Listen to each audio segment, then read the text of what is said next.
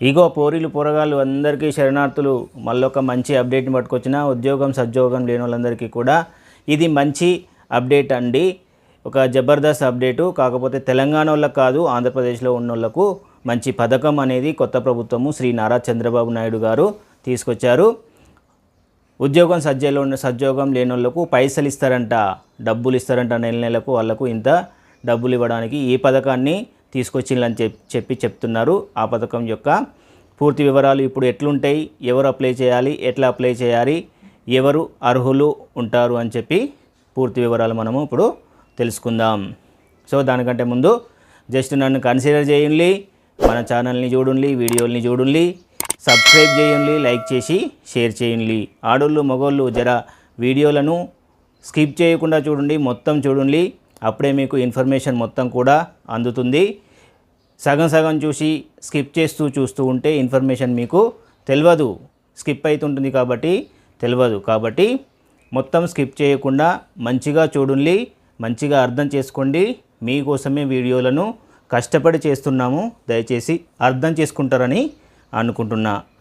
ఆంధ్రప్రదేశ్లో మన చంద్రన్న చదువుకున్న నిరుద్యోగులకి, ఖాళీగా ఉంటున్న నిరుద్యోగులకి ప్రతి నెల 3,000 రూపాయల చొప్పున ఆర్థిక సహాయం అందించడానికి ఒక జబర్దస్త్ పథకాన్ని పట్టుకొచ్చిండు.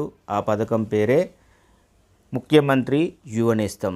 దీనికి కావలసిన డాక్యుమెంట్స్ ఏంటి, అప్లికేషన్ విధానం ఎట్లా చేయాలి, ఎవరు అర్హులు అనేది మనం ఇప్పుడు తెలుసుకుందాం.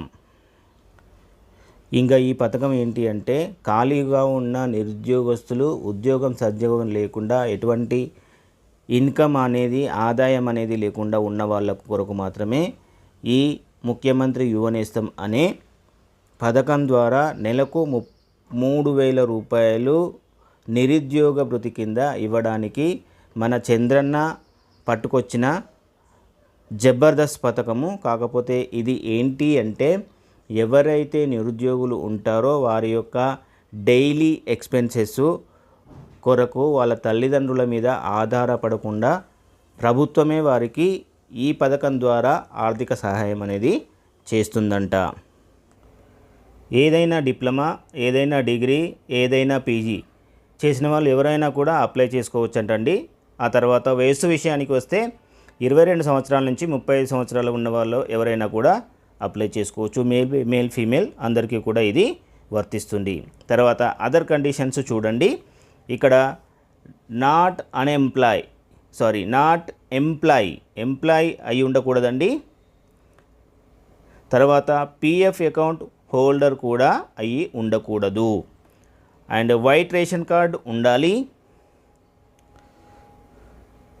ల్యాండ్ సీలింగ్లోకి వస్తే 5 ఎకరాల కంటే తక్కువ ఉన్న వాళ్ళు మాత్రమే ఎలిజిబిలిటీ ఉంటుంది. అండ్ ఫ్యామిలీలో 4 వీలర్ అనేది ఏ ఒక్కరి పేరు మీద కూడా ఉండకూడదు. అది ఫ్యామిలీలో ఏ మెంబర్కి కూడా గవర్నమెంట్ జాబ్ అనేది ఉండకూడదు. తర్వాత గవర్నమెంట్ నుంచి లోన్స్ కానీ, గవర్నమెంట్ నుంచి సబ్సిడీస్ కానీ ఏవి కూడా 5 లక్షల కంటే ఎక్కువ పొంది ఉండకూడదు. తర్వాత స్కాలర్షిప్స్ పొందుతామన్న వాళ్ళు ఎవరైనా కూడా దీనికి అనర్హులు. అంటే స్కాలర్షిప్ అనేది రాని వాళ్ళు మాత్రమే అప్లై చేసుకోవాలి. తర్వాత ఎడ్యుకేషన్ అయిపోయి ఉండాలి. ఏదైనా డిగ్రీ చేసి ఆ తర్వాత నెక్స్ట్ మళ్ళీ పీజీ చేసి దీనికి అప్లై చేసుకుంటాను అంటే కుదరదు.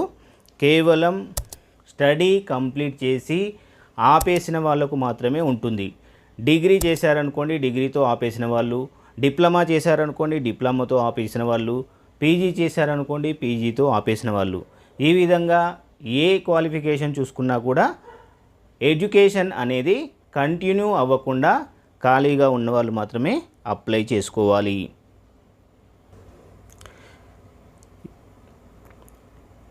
ఇక దీనికి కావాల్సిన డాక్యుమెంట్స్ ఏంటో చూద్దాం. Aadhaar card linked with mobile number. Aadhaar card mobile నెంబర్కు లింక్ అయి ఉండాలి. మీ బ్యాంక్ అకౌంట్ కూడా ఆధార్ డేటాబేస్లో సీడ్ అయి ఉండాలి. క్వాలిఫికేషన్ సర్టిఫికెట్స్ లేదా హాల్ టికెట్స్ ఉండాలి. డిప్లొమా లేదా డిగ్రీ లేదా పోస్ట్ గ్రాడ్యుయేషన్ ఈమెయిల్ ఐడి వర్కింగ్లో ఉండాలి, వర్కింగ్ కండిషన్లో ఉన్న ఫోన్ నెంబర్ ఉండాలి. ఇక అప్లై చేసుకున్నాడు ఆన్లైన్లో అప్లై చేయాలి. ఎప్పుడు నుంచి స్టార్ట్ చేస్తుంది అనేది మాత్రము ఇంకా డేట్ ఫిక్స్ అవ్వలేదు. ఎప్పుడు చేస్తారు అనేది అఫీషియల్ ఆర్డర్స్ వచ్చినప్పుడు, అఫీషియల్ జీవో వచ్చినప్పుడు రిలీజ్ అవుతుంది. ఇంకా అఫీషియల్ ఇన్ఫర్మేషన్ ఏది కూడా రిలీజ్ అవ్వలేదండి.